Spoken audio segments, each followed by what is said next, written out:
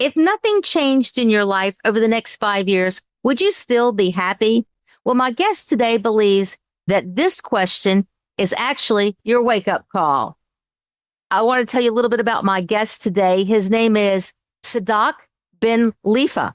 And Sadok, I met him when I was attending a speaker's forum, I guess you would say, with none other than Les Brown. Les was there along with about, I guess, 9 other speakers. And I heard Sadok speak and I thought what he had to say was so relevant and so true. And it really hit home that I thought you, my audience, would absolutely love it. So let me tell you a little bit about Sadok. So he spent over 20 years building a successful career in both the tech and the financial industries. And he reached a professional success that, well, people work their whole lives to achieve that kind of success. But along the way, while he was working, he noticed that with all of the achievements he was making, something really was missing. So instead of just walking away from everything that he had built, he made the decision to figure out a better way to work and a better way to live. So for almost the past decade, he became a student of the most effective strategies for energy, focus, and sustainable performance. And today he is the founder of the S.A.D.O.K System, and he's a keynote speaker. He's an author of the book called Small Moves, Big Momentum. And he's also the co-author with Les Brown in Unleash Your Greatness. And he's got some stories in there. He's got some great stories. So without further ado, I would love to be able to introduce Sadok to you, but let me not forget, he offers workshops and like I said, he's a speaker and he shares practical tools to help you reset and refocus. So welcome, Sadok, to Success Through Connections. Thank you very much, Zelda. It's an absolute pleasure being here. And thank you for your ongoing support and being at the Unleash Your Greatness event. Can I just say that you being part of the audience and the whole audience, what an amazing time that was. And even as a speaker, it was probably one of my favorite speaking gigs, I'll be honest with you. I believe. Simply because of the energy of the audience. Yeah, it was. To learn. It was wonderful. Even afterwards and meeting everybody was wonderful. You feed off of the audience. Absolutely. Absolutely. 100%. And you had just such a great story about your life and how you channeled this thought, which brings me to, it's like you say, I mean, I didn't make it up. You said, if nothing changed in your life in the next 5 years, would you be happy? So what inspired that? And what was the shift like for you? So I've never said this out loud before, but I was about 2 weeks away from just throwing in the towel, just quitting my job.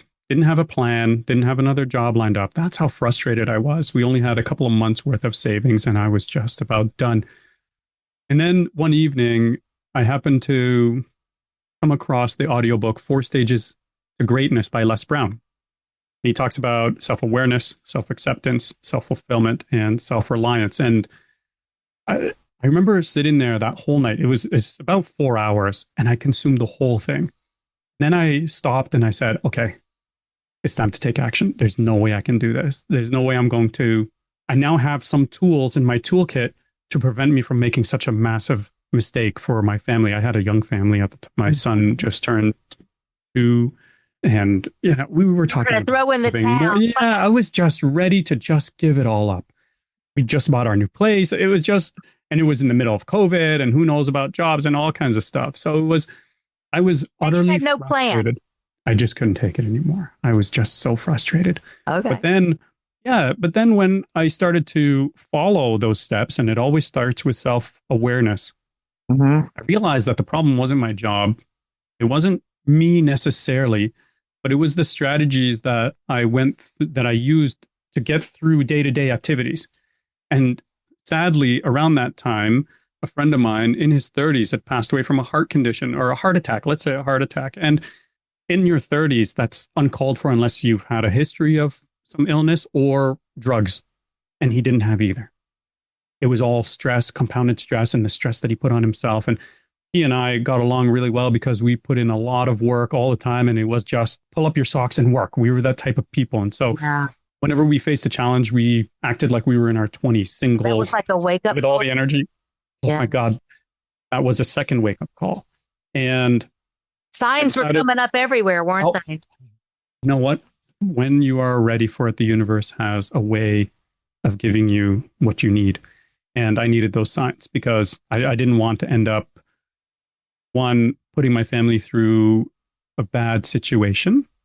And so Now, were you working for someone else? Yes, I was working in the corporate world at this time. Oh Okay. yeah. Didn't start the S.A.D.O.K system at this point. This was the catalyst that got me started along the path of discovery first. So did you? Before it even became that. So did you leave that company? I did not. You I did. actually started understanding. So when I did the self-awareness assessment, let's call it, and I started to look at what was truly happening, I realized that everyday events were just draining my energy to the point of frustration and to the point of I was mishandling things. Again, I didn't feel like I was a problem. It was just my strategies were not the right strategies. Simple things. How to respond to somebody who, I don't know, in a meeting says something embarrassing or tries to trip you up, or little things like that. But little things like that, not dealt with properly, compound and just suck your energy. And so when you have no energy left by 11 a.m., then you don't know how to conduct the rest of your day. And then even going to bed just with all those things ruminating in your brain, not even getting a proper sleep and waking up with your heart pounding. Anyhow, all that to say, I realized there's got to be a better way to live. I mean, there's very successful people out there. It's time to start implementing what I learned. This was also at a time where I love to consume books and knowledge, but never did anything with it. And my library is pretty impressive by most standards. But all the books that I had read, I never really implemented. I thought you would just learn it all through osmosis. And it's funny because Les talks about that in that 4 stages to greatness. Another sign. Absolutely. I mean, when you start opening yourself up, right? Or when you put yourself in the crosshairs of those signs, the universe has a way of bringing those to the forefront. I mean, they're always there. It's just, are you ready to hear that or not? Which is another component that I love that. They're always there, but are you ready to hear it? Ooh, that's good. Absolutely. Yeah. So I really started little. Like if I got triggered, which, I was never an angry person, but I found myself constantly being more and more frustrated, more and more snapping back at people and burning bridges at work in the corporate world. And I figured this is not the way to do it, not only for my career, but more importantly for my health and the health of my family and my relationships. And so I started to work on my emotional regulation. And throughout that, because I'm an analytical person, I actually documented these things. Like, here's what worked. Here's what didn't. Here's what, little things that you would find online or listen to a podcast or watch a video. I'd take note of these things, experiment with them, cross them off, or give a little bit of a check mark. And over time, I started to build that toolkit. And by toolkit, I mean my own strategies on how to deal with certain things. And trying to figure it out. I was trying to figure it out. And as I started to get out of that, I guess, overwhelming time of my life, that overwhelming season of my life, I'm trying to use proper words here. But you don't have to. Yeah, that really crappy time of my life and I was really, in a clinical sense, burnt out, and not like tired or exhausted, even physical reactions to things that didn't even exist out here in reality, but existed up here. As I started to dig myself out and started to become more aware of my surroundings and started to deal with things a little bit better with tools that I'd learned, I started to notice it on other people's faces. I started to see my friends, my families, my colleagues. Now, when you're in the weeds, nothing is apparent. Like, there's no spotlight that's shining on things. When you start to remove yourself from that and you get up on the balcony and you're looking down, you start to realize there's other people that are in pain and they're suffering the same way. And I always said, I said the phrase, I remember, and I still say it now, there's no reason to live a hell on earth for things that we can control. And by that, to a certain extent, to control our emotions, to control how we respond to things, to control how our day is, how we sleep. and things like that, the distractions that come into our lives, How and you what we react get to into. them. Yeah. It's how you react. All of those things. And as I started to see that, I was like, oh man, hey, why don't I pull some people aside and I'll tell them that. And I love to teach. I love to share. I love whatever. If something worked for me, I would be the first one to shout it out from the top of the roof and try to help others. But I found very quickly that people were not in a stage to receive that information. And then the crazy thing was, I started to see myself in that. And when you start to get clarity back, you start to reflect on how your life was. And I remember being that, when people offered me that advice, I wasn't ready for it. So I'd nod and I already know that. Thank you very much, in my mind. Yeah, you really know that. But politely, oh, this is great. Thanks a lot. I took it as if somebody was giving me unsolicited advice. Get out of here, armchair advisor. Get out of here, armchair advisor. I don't need your advice. Mm-hmm. And so I realized very quickly that I was starting to become that armchair advisor that I did not need at the time. And that's what led me to start documenting things and keeping track of it and figuring out that maybe I should write a book about this, not only for me, but, as a legacy for my family, for my kids, so that they don't have to start from scratch like I did. And then maybe we'll meet them just like things met me at the time of their life when they need it. Yeah. Yeah. Because people don't always listen, especially to their own parents. They want to. I'm sorry to tell you that, but no, I know. They want to learn on their own, and as much as you want to help them so they don't make the same mistakes or make mistakes, they got to make mistakes because that's where the learning comes from the mistakes. I always told myself that when my dad would give me the lecture. Dad, I just need to figure it out for my own when I was comfortable enough and brave enough to respond back to that. Yeah. But that's where that analyze, focus, and execute actually comes from.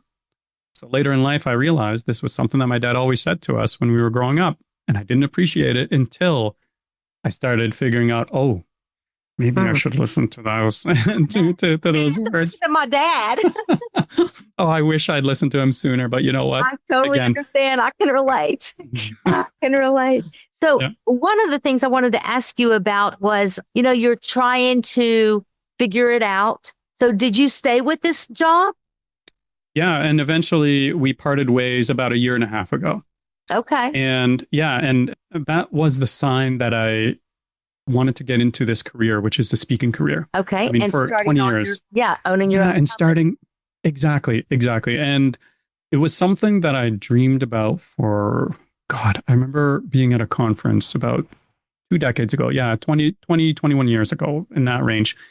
And it was a tech conference. And I remember how amazing this one speaker just moved around and spoke and just, it didn't look rehearsed. It just felt natural. She didn't stumble on her words, everything. I couldn't tell you her name and I couldn't tell you I can relate. All I could remember was the feeling that I felt. Yes. When I was watching this person and I said, I am going to do that one day. And then I kept putting it off and putting it off and putting it off. But now that I had a little bit more time, I decided this is the career path for me. And I joined 2 Toastmasters clubs. And I practiced twice a week in the presence of my Toastmasters clubs. I practiced talking to myself, talking to the couch, talking to the dog. You talk to the mirror. The steering wheel. Whatever. The best conversations you'll have, Les Brown says, is the conversations you have with yourself. Yeah. And so it's, And I can totally relate to that story.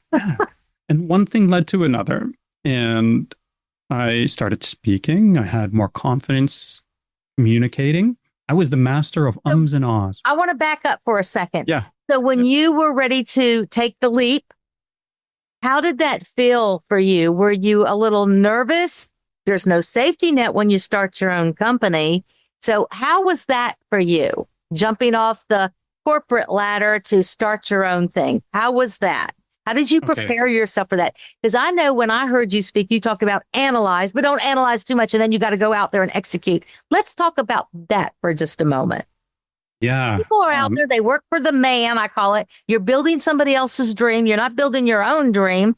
How do you get to that point where you go, okay, I still have to feed my family here, but I really want to do this. This is where my heart is and my passion. How did you go from corporate security, as much as you can get in security in corporate America? Mm-hmm. No offense to anybody who's working to corporate America, but I've been an entrepreneur my entire life. So how did that feel and work for you? That jump, that leap? Yeah. So it was a couple of years in the works, let's say. And I started preparing. Gig, like a side. Well, no, not even that. It was more so pay down debt, start getting ready with the finances, the things that caused me to stay up in the middle of the night, and made sure to have a little bit of a cushion. And as if the universe was speaking to me, was able to negotiate a pretty good severance, let's say. And so that also helped to a degree. But I was already ready. And I remember the day that it took place, it was raining outside. Now, I told you earlier that we own a small farm and my wife is a farmer. And it was raining outside. And I remember hanging up when the day where we parted ways came. And I just put on some raggedy old clothes and I went and I started picking weeds in the rain. And because it felt like the first time in my life that I had control over my destiny, it was very joyous, let's say. And I wasn't scared because I spent the last couple of years preparing, and it didn't come as a shock. It didn't come as a surprise for either anybody. It was the path that I laid out for myself. And it took self-awareness. It took some acceptance that this was the path that I was going to go on. And also it took the focus and execution. And so it wasn't, because it was already in the plans, I'd already set myself up for it. It was fine. And I got to tell you, I haven't felt that type of fulfillment in a very long time to jump into it. It wasn't, like I said, it wasn't sudden because it was already planned. It wasn't sudden. Now, did I overplan? No. Was it easy? Absolutely not. Was it scary? Sure, but in the exciting way. In an exciting way. Yeah. I was anxious and I was excited. Now you're probably waking up every morning ready to get to work. Zelda I know gone back to my old habits of waking up at 4:30 naturally without even an alarm clock, just hammering it.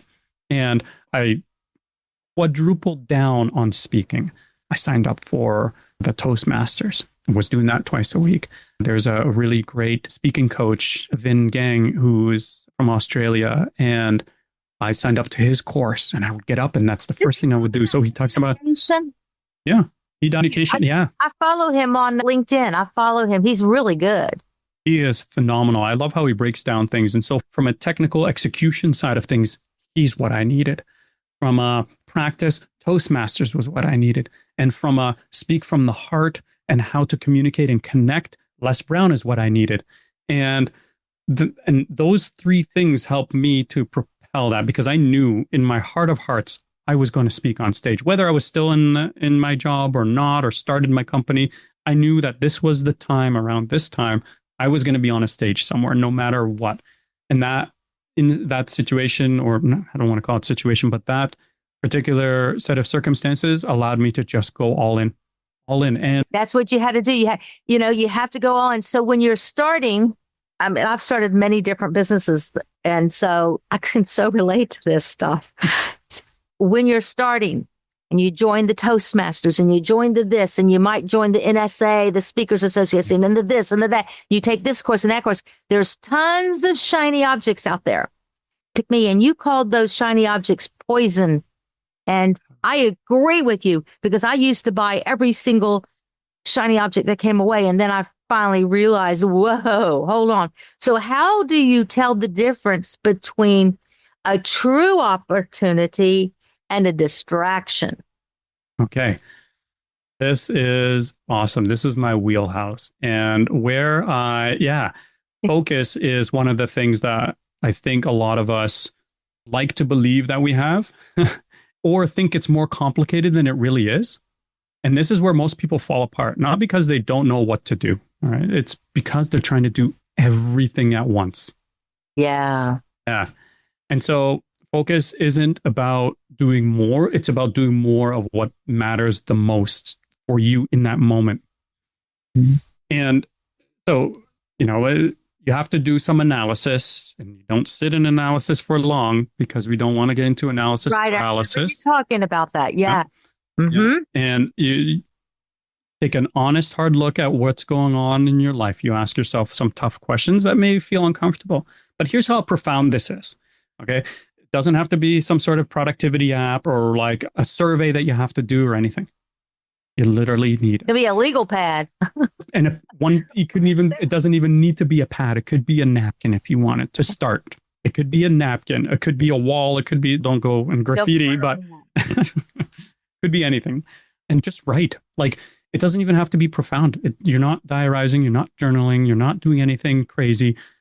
I'll tell you, Zelda, and this is a little embarrassing, but I remember the first time that I took pen to paper, and it was about 3 pages of pure frustration, and every expletive word that I could think of, every curse word and variations of it that I could think of. That's how frustrated I was. And after the 3rd page of everything just being out of my chest, my heart, and my mind, I said, okay, now what?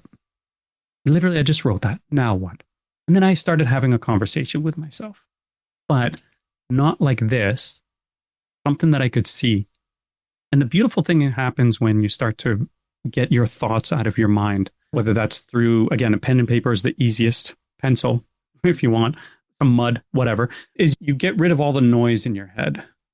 Yes. You get rid of all the noise in your head. Brain dump. That's exactly right. And everything, when you start to focus on certain, what it is. So this is part of the analysis. Okay. You asked me about focus, but you can't start to focus without analyzing first. And then you start looking for some questions. Why does this matter so much? If something bothers you so much, why does it matter so much to you? And what is it doing to your, you can say, health, relationships, your finances, whatever it's affecting? You could even say, how is it affecting all of these areas in my life? And very quickly, you'll realize that they did study about this. 85% of the worries that we have are made up in our mind. When they're still in your mind, they're made up. They're not real.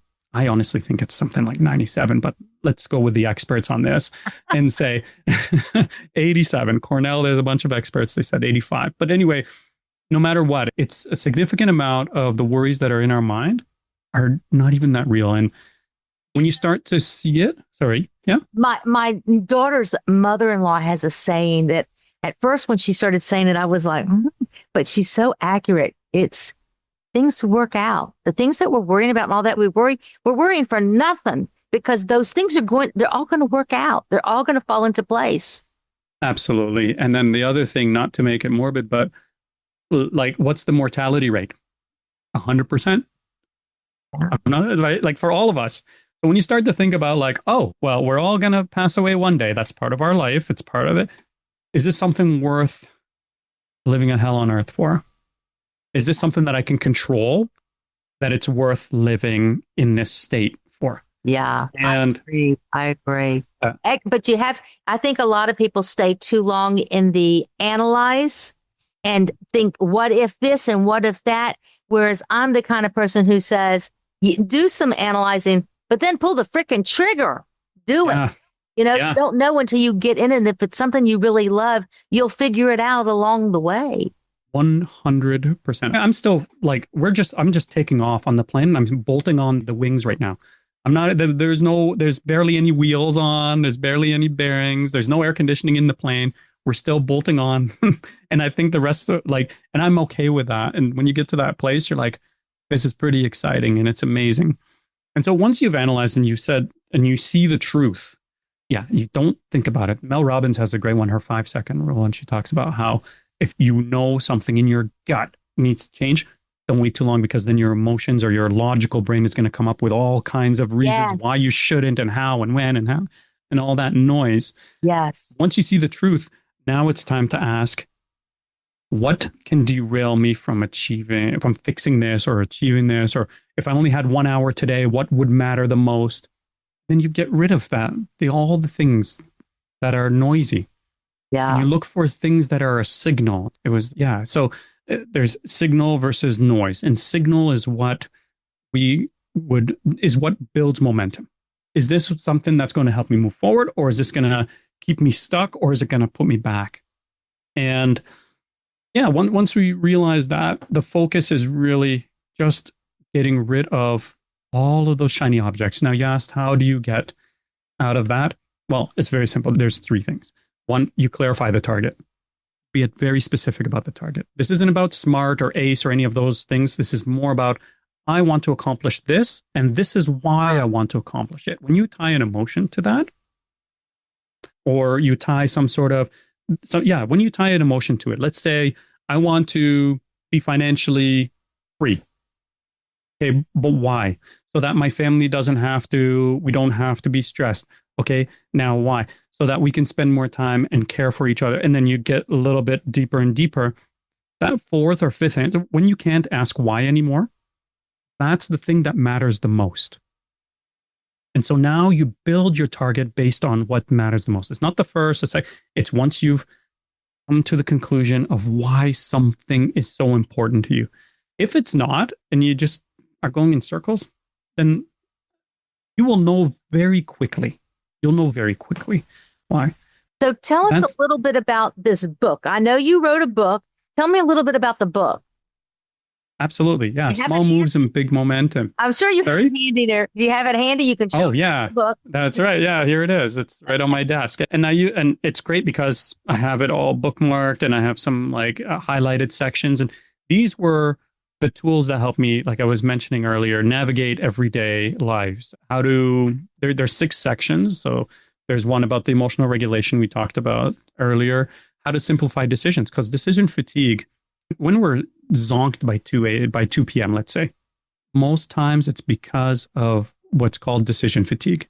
We've made way too many decisions. It's in the tens of thousands of decisions by noon is what people make. Like the minute you wake up, should I hit snooze? Should I not? Should I get out of my bed? Should I not? Should I make a coffee or buy it on the way? And all these little things. What should I wear? What should I this? What should I start with? All those little things, they just chip away at your energy completely. And that impacts a lot of the rest of your day. It impacts how you make decisions, how well you say no and stand your ground, how quickly you react to things, how quickly you potentially alienate certain relationships, whether you snap back and all. So how can they get this book? Oh yeah, the book is on Amazon right now. Small moves, big momentum. Big momentum. Yeah, it's clarity, energy, and focus through small strategic shifts. So let me ask you, Sadok, if you could challenge our listeners today to make one small move this week to build the momentum in their lives, what would that one challenge be? If there's one thing that they take away from today, it's this. You don't need to change everything at once to change your life. Start small, be consistent, and remember that it's the small moves that you make in your life that build all the momentum, and then that momentum will do the rest. And it's not as complicated as you think. Just get it out of your head. And things are, 85% of the worries are in our head, aren't real. So I'm going to remember that one too. So if our audience would like to get in touch with you, they want to bring you on as a speaker, they want more information on the book, whatever it might be, how can they connect with you? Yeah, they can go to my website, www.sadokbenkhelifa.com. I hope that's in the show notes. It will be. It will. Yeah, most directly would be on Instagram, would be a wonderful place, or LinkedIn would be excellent to connect. You can find me on Instagram at the S.A.D.O.K System, THESADOK System. That's where I put out some content, just a bunch of reflections and some thoughts and highlighting certain things. But that's the best way. Those 2 ways, LinkedIn, Instagram is great, or my website. And then I have ways to connect that. Well, I have one more question that I ask all my guests because we are called Success Through Connections. So I like to ask you the signature question, which is, if you had an opportunity presented to yourself because of a connection, I'm not getting this right. I don't know why I got thrown off because I ask this every single week. So would you share a story with us of how an opportunity presented itself to you because of a connection that you had, or how you were able to open a door of opportunity for someone else because of a connection you had? Yeah, it's wonderful. There's quite a few now that I can think back to, if I can speak about both. One where I was offered an opportunity because of it. And then one where I was able to make a connection for an individual. Well, the first one was joining Toastmasters. And that changed everything for me because it wasn't about like public speaking. It was about the community, the feedback, encouragement, accountability. And I'd met a few people that opened up doors for me across different organizations. And so just being a part of that organization allowed me to go and work for this one company doing public speaking 101. Totally different from what I do, but because I'd gotten the skills on how to communicate effectively, I was asked to do a 6-week course on that, which was wonderful. And through that, I kept in touch with their events coordinator, and hopefully something materializes from that. But in any event, making the connections in that classroom and with those 10 senior leaders was wonderful.